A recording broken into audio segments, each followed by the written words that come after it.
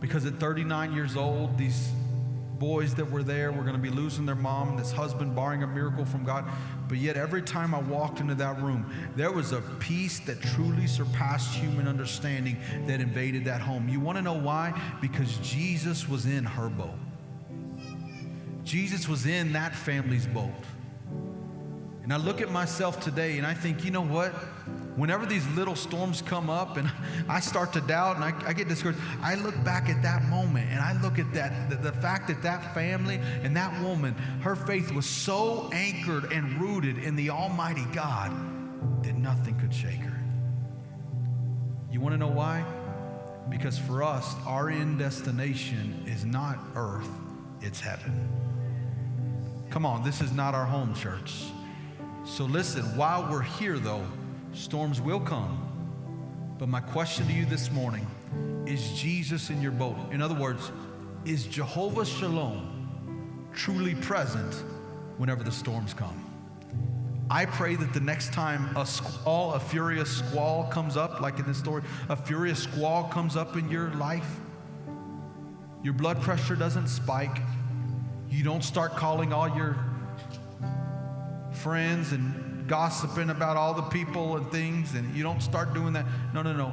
My prayer is that you simply kneel down in prayer and you look to Jehovah Shalom and you say, I need peace. I need my anchor. I need my foundation. I need security. I need that blanket of peace to cover me. And you remember who your source is. Is Jesus in your boat? For many of us, listen to me, you want to know why the storms are a bit rocky for us whenever they come? You want to know why our faith is shaken? It's because many of our boats are full of false idols. Come on, I'm about to step on a few toes.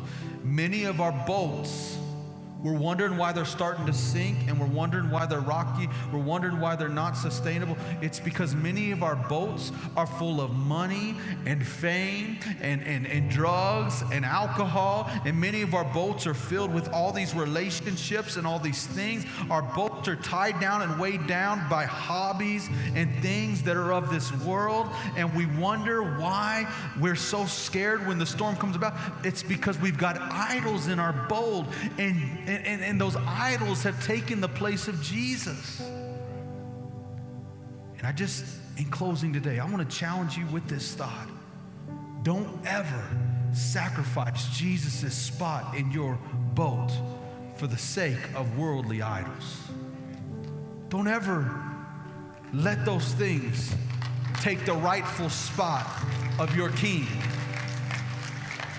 Because if you let those idols take the rightful spot of your king, you will always find yourself discouraged, fearful, doubting. You're going to always find yourself at a place where you look like you're under the weather. You look like there's no way out. You feel like there's no way out. An idol-centered boat will never stay afloat, but a Jesus-centered boat has nothing to worry about.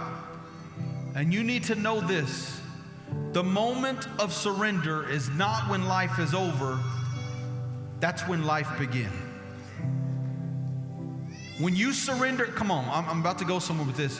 When you surrender your life completely and wholly to Jesus, what does that look like? Well, you say, Jesus, I'm going to give you the first of everything I have. You're going to have the first part of my heart. You're going to have the first part of my day. I'm going to read your word. I'm going to be a studier of the word, a learner. I'm going to be a prayer warrior. I'm going to give you the first part of everything I have. I'm going to give to you financially. I'm going to give to you in my time. When you surrender everything, that is not when life ends. That is just when it begins. Because what you're doing is you're taking your hands off the wheel that's driving the boat, and you're placing it back in the one who rightfully deserves to steer your boat.